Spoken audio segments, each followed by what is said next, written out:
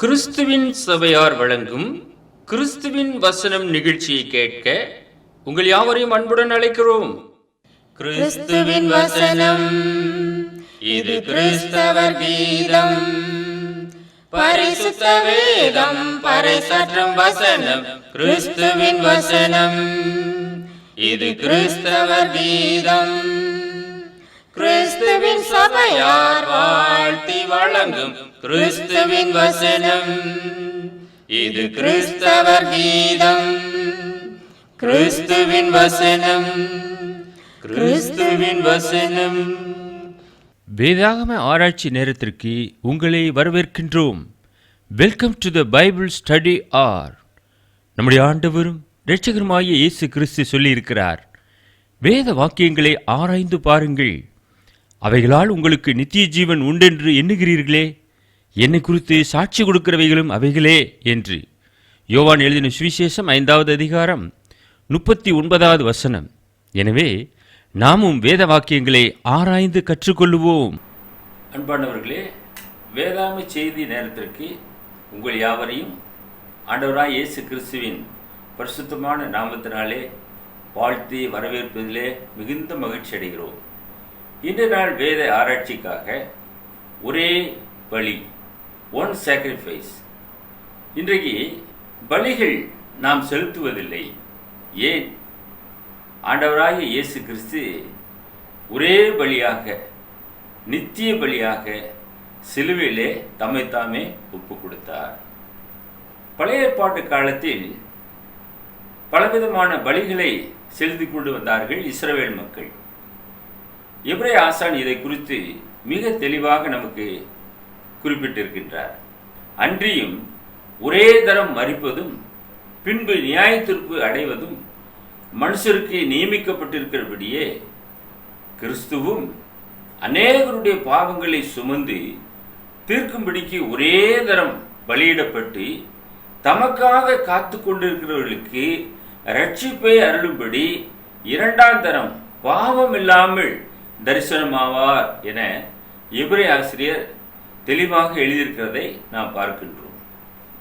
நம்ம எல்லோருமே ஒரே தரம் மரிக்க போகிறோம், பின்பு நியாய தீர்ப்பு அடைய போகிறோம். இதுதான் மனிதனுக்கு நியமிக்கப்பட்டிருக்கிறது. ஆண்டவராய் இயேசு கிறிஸ்து அநேகருடைய பாவங்களை, உலகத்தாருடைய பாவங்கள் முழுவதுமாக தீர்க்கும்படிக்கு ஒரே தரம் பலியிடப்பட்டார் சிலுவையிலே. இரண்டாவது, தமக்காக யாரெல்லாம் காத்து கொண்டிருக்கிறார்களோ அவர்களுக்கு இரண்டாம் தரம் பாவம் இல்லாமல் தரிசனம் ஆவார்.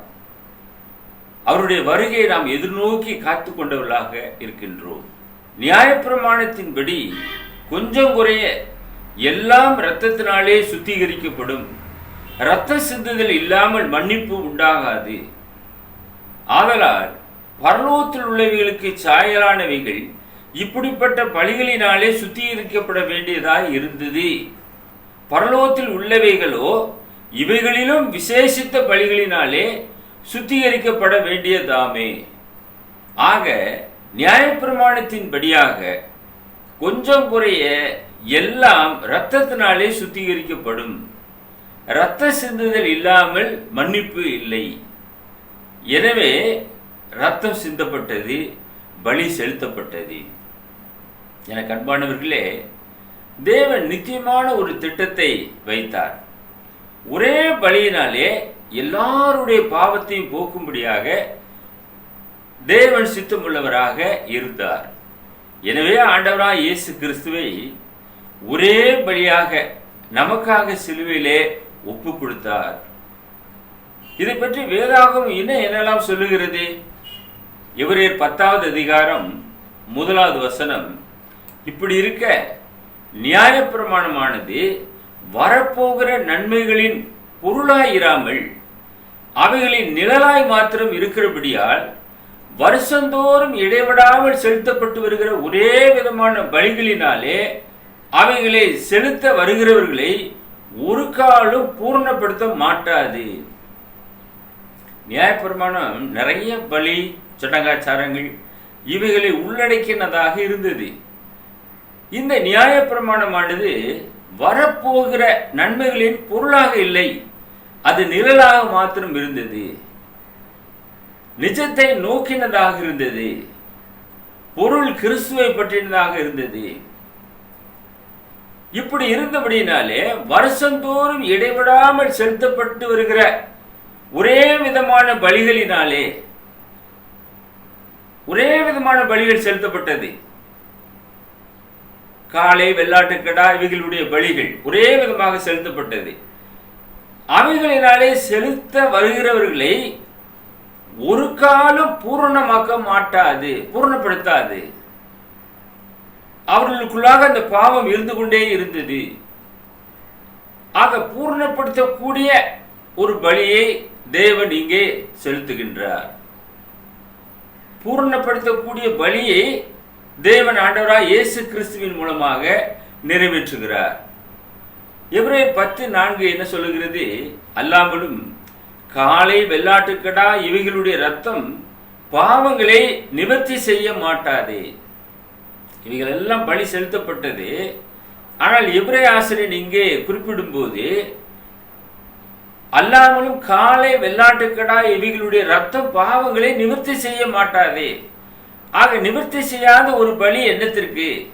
தேவையற்றது. ஆக ஒரே பலியினாலே எல்லாரையும் ஒப்புரவாக்கி கொள்ள தேவனுக்கு பிரியமாயிற்று. எனவே நித்திய பலியாக இயேசு கிறிஸ்துவை தேவன் தெரிந்தெடுத்தார். எபிரேயர் 10வது அதிகாரம் 5 முதல் 7 வசனங்களிலே நாம் பார்க்கிறோம். ஆகையால் அவர் உலகத்தில் பிரவேசிக்கும் போது பலியையும் காணிக்கையும் நீர் விரும்பவில்லை, ஒரு சரீரத்தை எனக்கு ஆயத்தம் பண்ணினீர். சர்வாங்க தகன பலிகளும் பாவ நிவாரண பலிகளும் உமக்கு பிரியமானதல்ல என்றீர். அப்பொழுது நான், தேவனே, உம்முடைய சித்தத்தின்படி செய்ய இதோ வருகிறேன், புஸ்தக சுருளில் என்னை குறித்து எழுதியிருக்கிறது என்று சொன்னேன் என்றார்.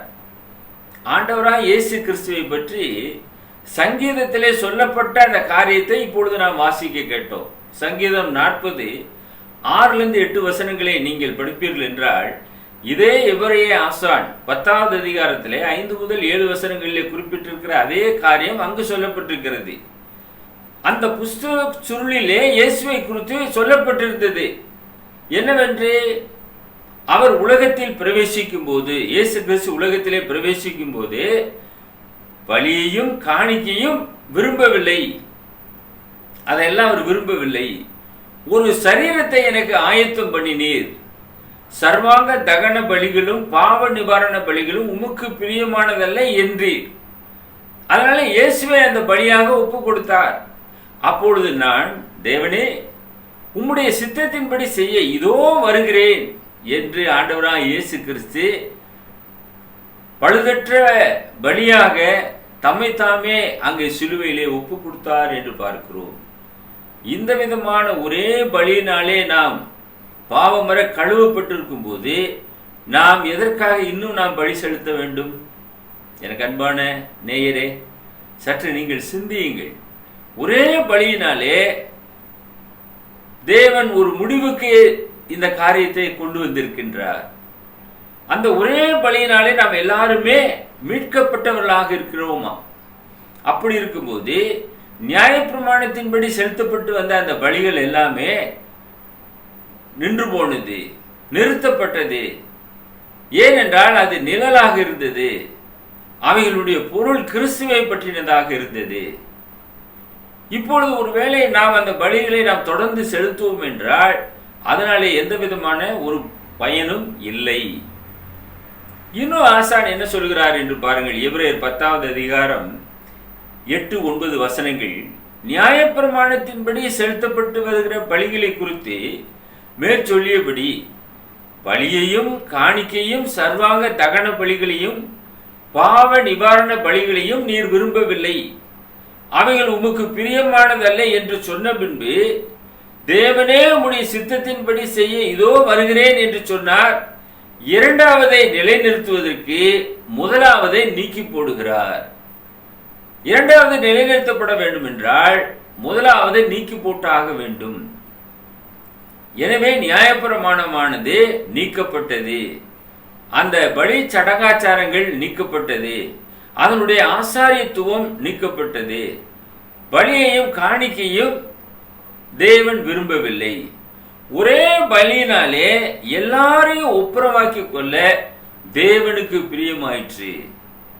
எனவே அவைகள் ஒரு முடிவுக்கு வந்தது என்று பார்க்கிறோம். இரண்டாவது நிலைநிறுத்தப்பட வேண்டும் என்றால் முதலாவதே அவர் நீக்கி போட்டு ஆக வேண்டும். எனவே அதை நீக்கி போடுகிறார் என எபிரேய ஆசான் மிக தெளிவாக எழுதியிருக்கிறதை இந்த வசனத்திலே நாம் வாசிக்கின்றோம்.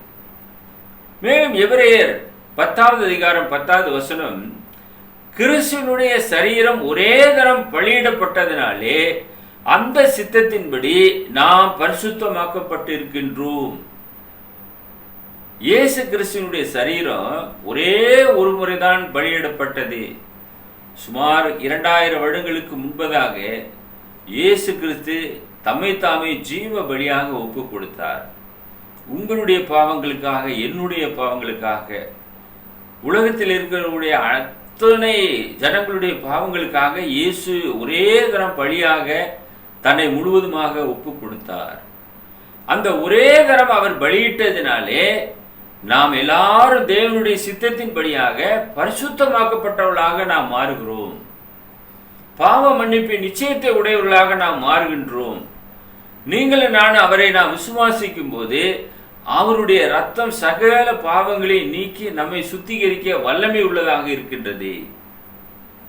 முன்னே எபிரேய ஆசான் என்ன சொல்லுகிறார்?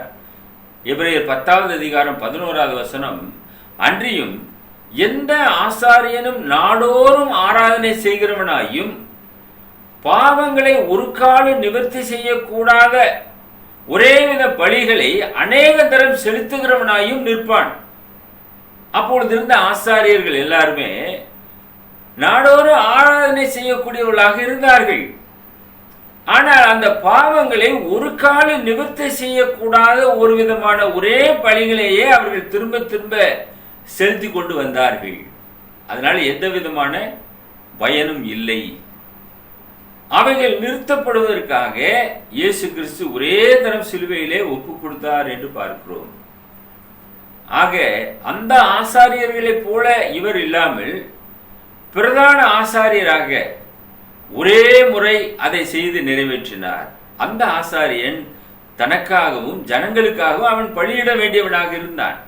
ஆனால் இந்த ஆசாரியர், ஆண்டவராய் இயேசு கிறிஸ்து மகா பிரதான ஆசாரியர், அவர் தனக்காக பலியிட வேண்டியதில்லை.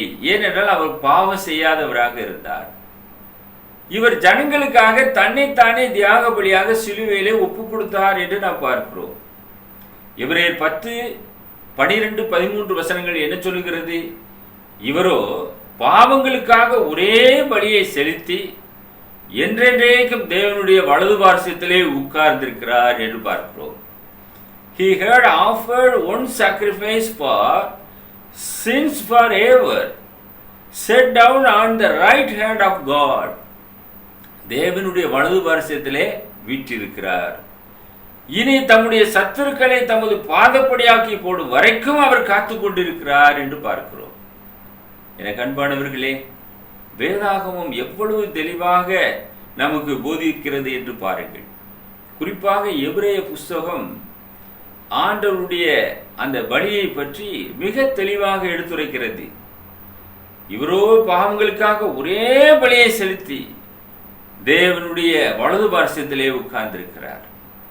எனக்கு அன்பானவர்களே, நமக்காக பிதாவின் இடத்தில் பரிந்து பேசக்கூடியவர் ஆண்டவராய் இயேசு கிறிஸ்து. அவர் சிந்திய இரத்தத்தினாலே நாம் பாவமர கழுவப்பட்டவர்களாக இருக்கின்றோம். அந்த பலியை நீங்கள் நோக்கி பாருங்கள். இன்றைக்கு அநேகர் பலி செலுத்தும்படியாக வருடத்திற்கு ஒரு முறை கடந்து செல்கிறார்கள். பல இடங்களுக்கு கடந்து செல்கிறார்கள். தங்களுடைய பாவங்களை போக்கத்தக்கதாக புண்ணிய ஸ்தலங்களை நாடுகிறார்கள். ஒரே ஒரு பலி உங்களுக்காக, எனக்காக, உலகத்தில் உள்ள அனைத்து ஜனங்களுக்காக இயேசு கிறிஸ்து சிலுவையிலே தம்மை தாமே ஒப்பு கொடுத்தார். அந்த பலியினாலே நீங்களும் நானும் பாவமர கழுவப்பட்டவர்களாக இருக்கிறோம். அந்த பலியினாலே நாம் மீட்கப்பட்டவர்களாக இருக்கின்றோம். நித்திய வாழ்க்கைக்கு தெரிந்து கொள்ளப்பட்டவர்களாக இருக்கின்றோம். ஆகையினாலே இந்த ஒரே பலியை குறித்து நீங்கள் சிந்தியுங்கள், அந்த பலியை நோக்கி பாருங்கள். மேலும் எபிரேயர் 10வது அதிகாரம் 14வது வசனத்திலே நாம் பார்க்கிறோம், ஏனெனில் பரிசுத்தமாக்கப்படுகிறவர்களை ஒரே பலியினாலே இவர் என்றென்றேக்கு பூர்ணப்படுத்தி இருக்கிறார். இவர் ஒருத்தர் தான் பூர்ணப்படுத்த முடியும், ஆண்டவராக இயேசு கிறிஸ்து தான். இயேசு கிறிஸ்துவின் ரத்தம் தான் சகல பாவங்களையும் நீக்கி நம்மை சுத்திகரிக்கும். ஏனென்றால் அது பரிசுத்த ரத்தம். வானத்திலிருந்து வந்தவர், அவர் வானத்துக்கே கடந்து சென்றார். இந்த பூமியில் உண்டானவரே அல்ல, ஆதாம் இந்த பூமியிலிருந்து உண்டானவன். ஆதாமின் வழியிலே வந்த சகல ஜனங்களையும் அவருடைய பாவங்களை நிவர்த்தி செய்ய வேண்டும் என்றால் ஒரு பரிசுத்த ரத்தம் தேவை. தேவன் தம்முடைய ஒரே பேரான குமாரனை விசுவாசிக்கிறவன் எவனோ அவன் கெட்டு போகாமல் நித்திய ஜீவனை அடையும்படி அவரை தந்தருளினார். அதனாலே நாம் மீட்கப்பட்டோம் என்று நாம் பார்க்கிறோம். எனக்கு அன்பானவர்களே, அந்த பலியை குறித்து நாம் பேசிக் கொண்டிருக்கிறோம். அந்த ஒரே பலியினாலே இவர் என்றென்றேக்கு பூர்ணப்படுத்தி இருக்கிறார் என்று பார்க்கிறோம். நாம் எல்லாரும் இயேசுவின் இரத்தத்தினாலே பரிசுத்தமாக்கப்பட்டவர்களாக இருக்கின்றோம்.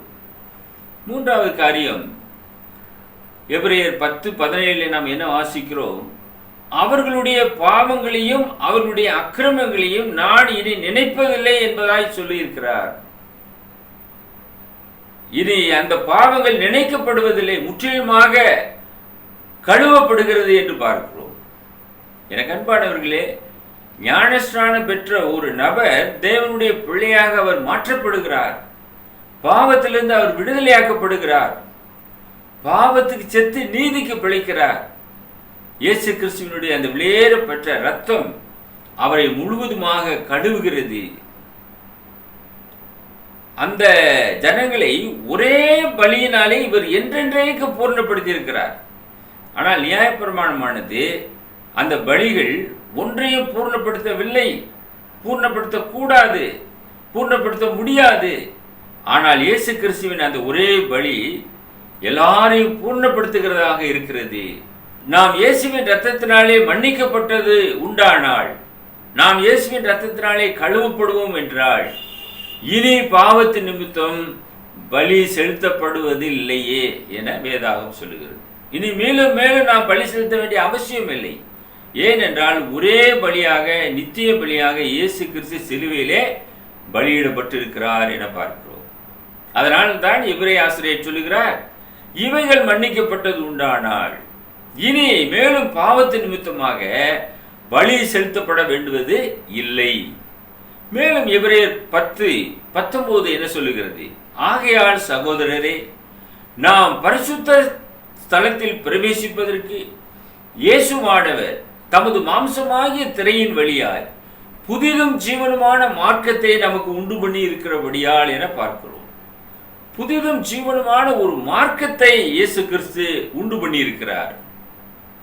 நாம் நித்தியத்திலே பிரவேசிக்கத்தக்கதாக பரிசுத்த ஸ்தலத்திலே பிரவேசிப்பதற்கு இயேசுவானவர் தமது மாம்சத்தின் வழியாக, அதாவது பழைய ஏற்பாட்டு காலத்திலே அந்த ஆசரிப்பு கூடாரத்திலே திரைச்சீலை கட்டப்பட்டிருந்தது. அந்த திரைச்சீலைக்கு உள்ளே உடன்படிக்கை பெட்டி வைக்கப்பட்டிருந்தது. பரிசுத்த ஸ்தலம், மகா பரிசுத்த ஸ்தலம் என்று இருந்தது.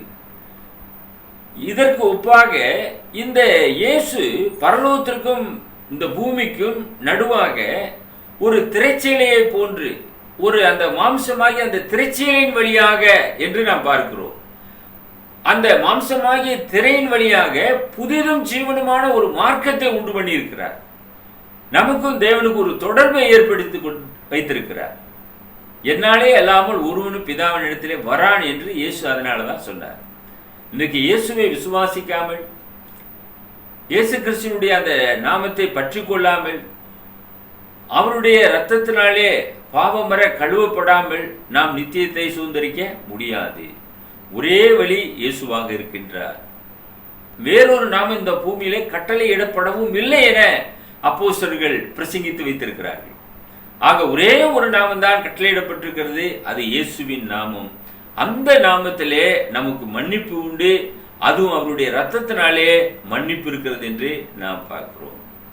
எனவே புதிதும் ஜீவனமான மார்க்கத்தை நமக்கு உண்டு பண்ணி வைத்திருக்கிறார். அந்த மார்க்கத்திலே நீங்கள் இருக்க வேண்டும். அந்த மார்க்கத்தை பற்றி கொள்ளுங்கள். எபிரேயர் 10:20 என வாசிக்கிறோம். அந்த மார்க்கத்தின் வழியாய் பிரவேசிப்பதற்கு அவருடைய இரத்தத்தினாலே நமக்கு தைரியம் உண்டாயிருக்கிறபடினாலும், அந்த மார்க்கத்திலே போவதற்கு ஒருவருக்கு தைரியம் வேண்டும்.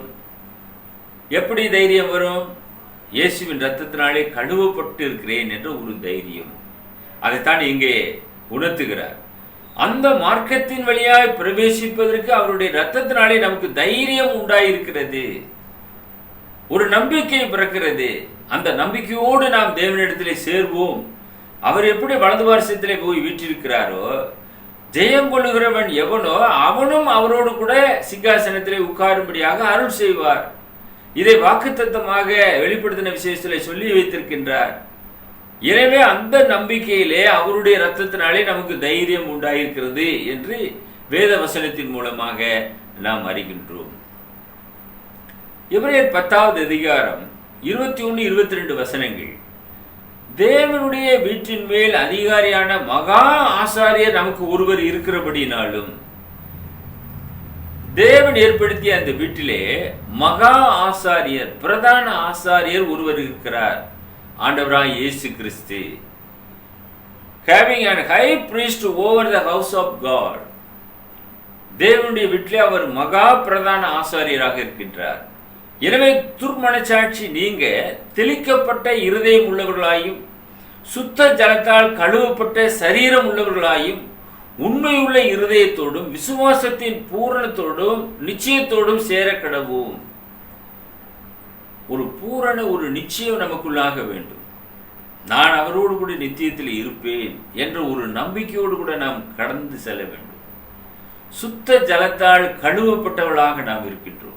எனக்கு அன்பான சகோதரனே, சகோதரியே, நீங்கள் ஆண்டவராக இயேசு கிறிஸ்துவினுடைய அந்த நாமத்தை பற்றி கொண்டவர்களாக இருக்கின்றீர்களா? இயேசு கிறிஸ்துவினுடைய இரத்தத்தினாலே கழுவப்பட்டவர்களாக இருக்கின்றீர்களா? துர்மனச்சாட்சி நீங்க தெளிக்கப்பட்ட இருதயம் உள்ளவர்களாக இருக்கின்றீர்களா? சுத்த ஜலத்தால் கழுவப்பட்ட சரீரம் உள்ளவர்களாக இருக்கின்றீர்களா? நாம் பாவத்தோடு இருந்தோம் என்றால் நாம் பரலோகம் செல்ல முடியாது. பாவ மன்னிப்பின் நிச்சயத்தை உடையவர்களாக நாம் இருக்க வேண்டும். அதற்கு நாம் என்ன செய்ய வேண்டும்? விசுவாசம் உள்ளவனாகி ஞானஸ்நானம் பெற்றவன் ரட்சிக்கப்படுவான், விசுவாசியாதவனோ ஆக்கினைக்குள்ளாக தீர்க்கப்படுவான் என திருமறை தெளிவாக சொல்லியிருக்கிறது. நீங்கள் விசுவாசம் உள்ளவர்களாக இருப்பீர்கள் என்றால் மனம் திரும்பி பாவ மன்னிப்புக்கென்று ஞானஸ்நானம் பெற்றுக் கொள்ளுங்கள். இயேசு கிறிஸ்து ஏற்படுத்தியிருக்கிறதான புதிதும் ஜீவனுமான அந்த மார்க்கத்திலே உங்களை இணைத்துக் கொள்ளுங்கள். அந்த ஒரே பலியினாலே நீங்கள் மீட்கப்பட்டவர்களாக இருக்க வேண்டும். அதற்கு தான் தேவன் ஒரே பலியை ஏற்படுத்தியிருக்கின்றார். பழைய ஏற்பாட்டில் எத்தனையோ பலி, சடங்காச்சாரங்கள், காணிக்கைகள் ஒன்று பூரணப்படுத்தவில்லை. ஆனால் இயேசு கிறிஸ்துவுடைய அந்த ஒரே பலி பூரணப்படுத்துகிறது. இல்லாதவர்கள், இருக்கிறவர்கள், ஏழை, பணக்காரன், வியாதி உள்ளவர்கள், வயதானவர்கள் என்று அல்ல, எல்லோருமே இயேசுவின் இரத்தத்தினாலே கழுவப்பட்டவர்களாக நீதிமான்களாக மாற்றப்படுகிறார்கள். இந்த ஒரே பலியினாலே உலகம் காக்கப்படுகிறது. எனக்கு அன்பான சகோதரனே, சகோதரியே, நீ அவரை பற்றி கொள்வாயானால் அவரோடு நித்தியமாக வாழக்கூடிய பாக்கியத்தை நீ பெறுவாய். வேதம் சொல்லுகிறது, இரத்த சிந்துதல் இல்லாமல் பாவ மன்னிப்பு இல்லை. இயேசு கிறிஸ்து நம்முடைய பாவங்களுக்காக சிலுவையிலே ரத்தம் சிந்தினார். அந்த ஒரே பலியினாலே நம்ம எல்லாரையும் மீட்டுக்கொண்டார். நம்முடைய பிதாவாகிய தேவன், நம்மை சிருஷ்டித்த தேவன் நம்மை மீட்டுக்கொண்டார். இதை நீங்கள் விசுவாசிப்பீர்கள் என்றால் உங்களுடைய ஆத்மா ரட்சிப்பை சுதந்திரித்துக் கொள்ளும். இந்த நாளிலே ஒரே பலியை குறித்து நாம் தியானம் செய்தோம். இந்த ஒரே பலியினாலே நாம் மீட்கப்பட்டவர்களாக இருக்கின்றோம். இன்றைக்கு எத்தனையோ பலிகள் செலுத்தப்படுகிறது. ஆனால் அந்த பலிகள் நம்மை பூர்ணப்படுத்தாது, நம்மை நித்தியத்திற்கு அழைத்து செல்லாது. எத்தனை பலிகளை செலுத்தினாலும் பாவம் நமக்குள்ளாக உண்டு என்ற ஒரு குற்ற உணர்வோடு கூட வாழ்ந்து கொண்டிருப்போம். ஆனால் நித்தியமான பலியாக இருக்கக்கூடிய ஆண்டவராக இயேசு கிறிஸ்துவினுடைய அந்த ஒரே பலியை நீங்கள் விசுவாசிப்பீர்கள் என்றால் உங்களுக்குள்ளாக சமாதானம் பிறக்கும். பாவ மன்னிப்பின் நிச்சயத்தை உடையவர்களாக நீங்கள் மாற்றப்பட்டவர்களாக இருப்பீர்கள். உங்களுடைய பாவம் முழுவதுமாக கழுவப்பட்டதாக இருக்கும். பாவிகளை ரட்சிக்க கிறிஸ்து இயேசு உலகத்தில் வந்தார் என்கிற வார்த்தை உண்மை உள்ளதாக இருக்கிறது. அதை பற்றி கொள்ளுங்கள். உங்களுக்காக, உங்களுடைய குடும்பத்திற்காக நாங்கள் பாரத்தோடு ஜெபம் பண்ணுகிறோம். எங்களை நேசித்து வழி நடத்துகிற பரலோகத்தின் பிதாவே, நன்றியுள்ள இருதயத்தோடு நாங்கள் துதிக்கிறோம், ஸ்தோத்திரிக்கிறோம். ஆண்டவராய் இயேசு கிறிஸ்து சிலுவையிலே தன்னை முழுவதுமாக பலியாக ஒப்பு கொடுத்தார். அந்த பலியினாலே நாங்கள் எல்லாரும் மீட்கப்பட்டவர்களாக இருக்கின்றோம். அந்த ஒரே பலியினாலே உலகம் முழுவதையும் நீர் ரட்சிப்புகளாக கொண்டு வந்த தயவிற்காக உமக்கு ஸ்தோத்திரத்தை ஏறெடுக்கிறோம். இதை பார்க்கக்கூடிய அருமையான நேயர்கள் உம்மை விசுவாசித்து உம்மை பற்றி கொண்டு ஒரே பலியின் மூலமாக நித்தியமாக உம்மோடு கூட வாழக்கூடிய பாக்கியத்தை அவர்களுக்கு தந்தரல வேண்டுமாய் எங்கள் அன்பின் ஆண்டவர் இயேசு கிறிஸ்துவின் விலையேற பெற்ற நாமத்தில் இந்த ஜெபத்தை ஏறெடுக்கிறோம் எங்கள் பரலோகத்தின் பிதாவே, ஆமென். தேவன் என் ரட்சிப்பு, தேவன் என் இரட்சகர், தேவன் ஆவியாயிருக்கிறார், தேவன் உண்மையுள்ளவர், தேவன் அன்பாக இருக்கிறார். ஆமென். God is my salvation, God is my savior, God is spirit, God is faithful, God is love. Amen. அன்பானவர்களே, தொலைக்காட்சி நிகழ்ச்சியை பார்த்தீர்கள். வேத சத்தியத்தின்படியான செய்தியை இந்த நாளிலே கேட்டிருப்பீர்கள் என்று நாங்கள் நம்புகின்றோம். இவ்விதமான செய்திகளை தொடர்ந்து தி வேர்ட் ஆஃப் கிரைஸ்ட் நிகழ்ச்சி மூலமாக நாங்கள் வழங்கிக் கொண்டிருக்கின்றோம். உங்களுக்கு ஆவிக்குரிய புத்தகங்கள் தேவைப்பட்டால் எங்களோடு கூட தொடர்பு கொள்ளுங்கள். 9443558041 என்ற மொபைல் எண்ணுக்கு உங்களுடைய முகவரிகளை SMS மூலமாக அனுப்பி தருவீர்கள் என்றால் நாங்கள் உங்களுக்கு மாத இதழ் மற்றும் அநேக ஆவிக்குரிய புத்தகங்களை அனுப்பி கொடுக்க ஆவலாக இருக்கின்றோம். உங்களோடு சேர்ந்து வேதத்தை நாங்கள் பகிர்ந்து கொள்ளும்படியாக நாங்கள் வாஞ்சை உள்ளவர்களாக இருக்கிறோம். நீங்கள் எந்த மாவட்டத்தில் இருந்தாலும் சரி, எந்த குக்கிராமத்தில் இருந்தாலும் சரி, அங்கு வந்து வேத பாடசாலைகளை நடத்தவும், அங்கே கர்த்தருடைய சபையை உங்கள் மூலமாக அந்த பகுதியிலே உருவாக்கவும் நாங்கள் ஆயத்தம் உள்ளவர்களாக இருக்கிறோம். எங்களோடு கூட தொடர்பு கொள்ளுங்கள். நாங்கள் உங்களுக்கு ஆவிக்குரிய உதவிகளை நாங்கள் செய்யத்தக்கதாக வாஞ்சை உள்ளவர்களாக இருக்கின்றோம். நீங்கள் எங்களோடு கூட இணைந்து கொண்டு கர்த்தருடைய ஊழியத்தை பல இடங்களிலே நீங்கள் செய்யலாம். இந்த உலகத்திலே தேவன் நமக்கு கொடுத்த ஒரு அருமையான வாய்ப்பு. ஆண்டவராய் இயேசு கிறிஸ்து தம்முடைய சீஷர்களை பார்த்து சொன்னார் அல்லவா? மத்தேயு எழுதின சுவிசேஷம் 28வது அதிகாரம் 18 முதல் 20 வசனங்கள். நீங்கள் உலகமெங்கும் கடந்து சென்று இந்த சுவிசேஷத்தை பிரசங்கம் பண்ணுங்கள், வானத்திலும் பூமியிலும் எனக்கு சகல அதிகாரம் கொடுக்கப்பட்டிருக்கிறது என்று சொல்லி இருக்கிறார் அல்லவா? அந்த சுவிசேஷத்தை சொல்லத்தக்கதாக எங்களோடு கூட இணைந்து கொள்ளுங்கள். ஆவிக்குரிய ஆலோசனைகளை நாங்கள் உங்களுக்கு கொடுக்கத்தக்கதாக ஆயத்தம் உள்ளவர்களாக இருக்கின்றோம். ஆவிக்குரிய புத்தகங்கள் உங்களுக்கு தேவைப்பட்டாலும் எங்களோடு கூட தொடர்பு கொள்ளுங்கள். நாங்கள் அதை உங்களுக்கு தபால் மூலமாக அனுப்பி கொடுப்போம். கர்த்தர் தாமே உங்களை ஆசீர்வதித்து வழிநடத்துவாராக. நன்றி. இந்நிகழ்ச்சி உங்களுக்கு பிரயோஜனமாய் இருந்திருக்கும் என நாங்கள் நம்புகின்றோம். தொடர்ந்து தேவ செய்திகளை கேட்டு உங்களுடைய மேலான கருத்துக்களை எங்களோடு கூட பகிர்ந்து கொள்ளுங்கள். எங்கள் முகவரி the word of Christ, post office box number 5, Batlagundu 624202, south India. அவர் mobile number 9443558041. Another number 6379350509. Email address urgenandglory@gmail.com. View our The Word of Christ program on YouTube channel. May God bless you all. மீண்டும் அடுத்த நிகழ்ச்சியில் உங்களை சந்திக்கும் வரை கர்த்தருடைய கிருபை நம் அனைவரோடும் கூட இன்றும் என்றும் சதா காலங்களிலும் இருப்பதாக.